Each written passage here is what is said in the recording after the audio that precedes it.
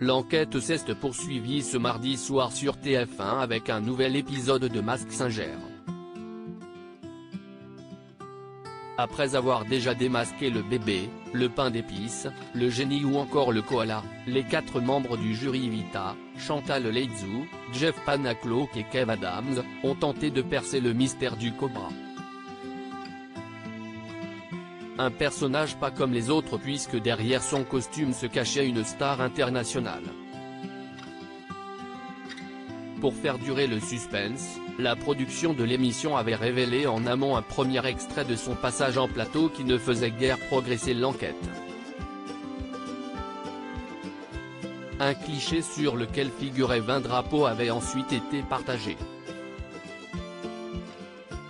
Parmi eux celui de l'Algérie, de l'Angleterre, des Pays-Bas, du Brésil, de l'Allemagne, de la Turquie ou encore du Canada et des États-Unis. Mais il fallait attendre le portrait du Cobra pour véritablement en savoir plus. Tous les indices dévoilés. Il vient de Los Angeles mais connaît bien l'Europe, moins la France. Il sera bientôt en tournée en Europe, peut-être à Paris. La chanson lui a réussi entre disques d'or et de platine. Il en a plus de 40, bande originale de films, comédie musicale, sans oublier les récompenses. Il a beaucoup de succès.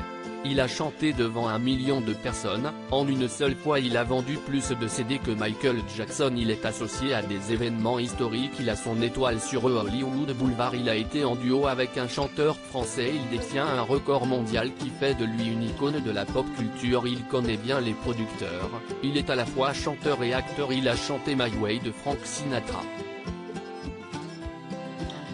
Avis des enquêteurs. Kev Adams pensait à Iggy Pop, comme Vita. David Hasselhoff a été ciblé par Jeff Panaclock tandis que Chantal Laizou a cité le nom de Mick Jagger. Il s'agit finalement d'eux. Et c'était finalement David Hasselhoff qui se cachait sous ce costume. Bien joué à Jeff Panaclock qui avait vu juste. Deuxième bonne réponse pour lui après sa découverte du pain d'épices qui était l'acteur Frédéric Diefenthal.